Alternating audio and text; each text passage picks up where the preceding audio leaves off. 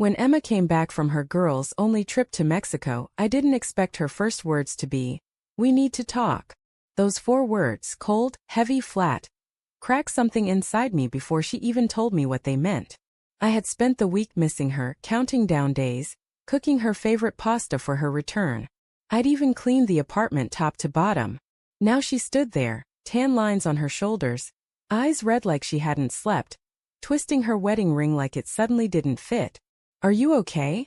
I asked, forcing a small smile. She swallowed. "No, Jake. I'm not." I felt the air in the room thicken. "What happened?" She sat down on the couch, staring at her hands. "Something happened on the trip." That's when everything inside me went silent. No sound, no heartbeat, just a stillness before a storm. "What do you mean? Something happened?" I asked, even though I already knew. Her voice cracked. I slept with someone." The words didn't sound real. They just hung there like smoke. I blinked, unable to process. "You what?" She covered her face, tears spilling through her fingers. "I was drunk and it just happened. It didn't mean anything." Didn't mean anything. That phrase hit harder than the confession itself. Like love, trust, marriage, all those years, meant less than a few blurry hours in a resort bed. "Who?"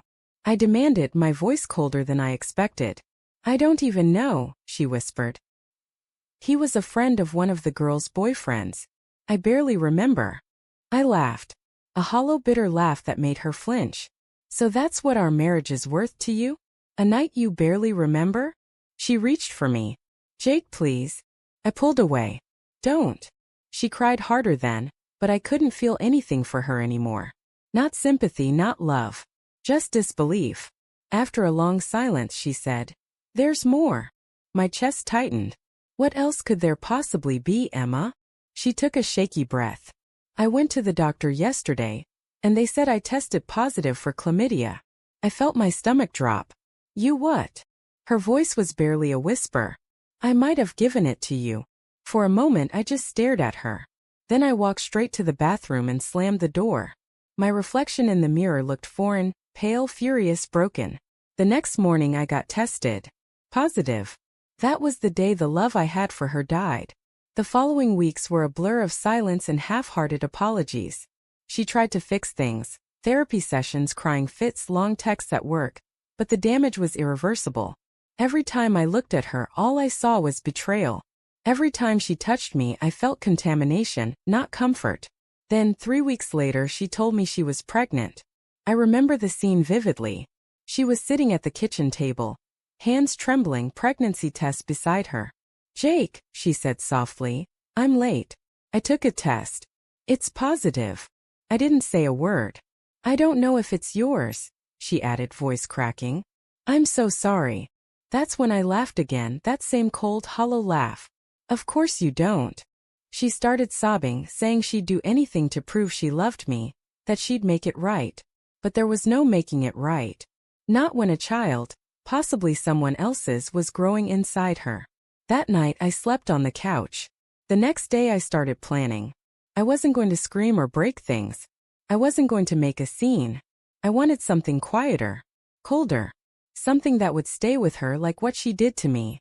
I waited for her to think we were healing. For 2 months I played the part of the forgiving husband. I went to therapy, held her hand, cooked dinner again. I even touched her gently, told her I wanted to try. And she believed it. She started smiling again, humming while she cooked, kissing me goodnight. She told her friends we were working things out. That's when I told her I wanted a fresh start. I said, "Let's move somewhere new. New memories. New home. Just us and the baby." Her eyes lit up. She hugged me like I was the same man she married. I found a nice house in a quiet suburb, under my name only. Told her it was temporary until the baby came.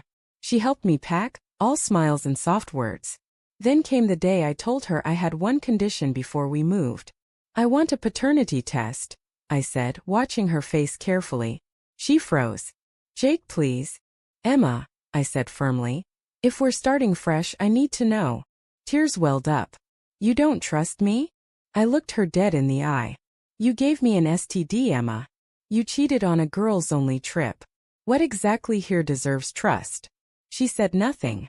A week later we got the results. Not mine. When I opened that envelope, I didn't feel rage or sorrow. Just peace. A cold, numbing peace. That night I cooked dinner. Her favorite, creamy garlic pasta, the same one I'd made before her confession. She came home from work looking tired but hopeful. "Smells amazing," she said softly, touching my shoulder. "Yeah," I said. "Thought we'd celebrate the truth." Her smile faltered. "What truth?" I placed the envelope on the table. "That you've been lying to me for months." Her hands trembled as she opened it. Her face went pale. "Jake." I held up my hand. "No. Don't. You had your chance." Tears streamed down her cheeks. "Please, we can still." I cut her off. "I already sold the apartment." "The new house?" "It's in my name only. You can stay here until tomorrow." She shook her head, panic rising. "You can't just throw me out." "I can," I said quietly. "And I am." I walked to the bedroom, grabbed her packed suitcase, the same one she took to Mexico, and placed it by the door. She broke down completely then, sobbing into her hands. "I made a mistake, Jake. I was scared drunk, stupid. But I love you." I stared at her. "You don't love me. You love the idea of what I gave you. Stability. Trust. Someone who would forgive anything. But that man doesn't exist anymore." She reached for me, but I stepped back. "Go." The next morning she left. No dramatic goodbye, no last-minute begging. Just silence. I watched from the window as she got into a cab, her suitcase bumping over the curb. For a moment a memory flashed. The day we first met at the bookstore, her laugh echoing down the aisles. That girl was gone. And I finally let her go too. 3 months later I got a message from her friend Melissa, one of the girls who'd gone on that Mexico trip. "Jake, I think you should know. Emma lied about a few things. She wasn't drunk. She'd been seeing that guy for a few months before the trip. She told us she was thinking about leaving you." I stared at the message, then simply replied, "Thank you for telling me." She already did. Time has a strange way of dulling pain but sharpening memory. I got treated, moved into the new house, and started rebuilding my life. The silence felt heavy at first, but eventually it became peace. One day a letter arrived. It was from Emma. No return address. Just my name in her familiar handwriting.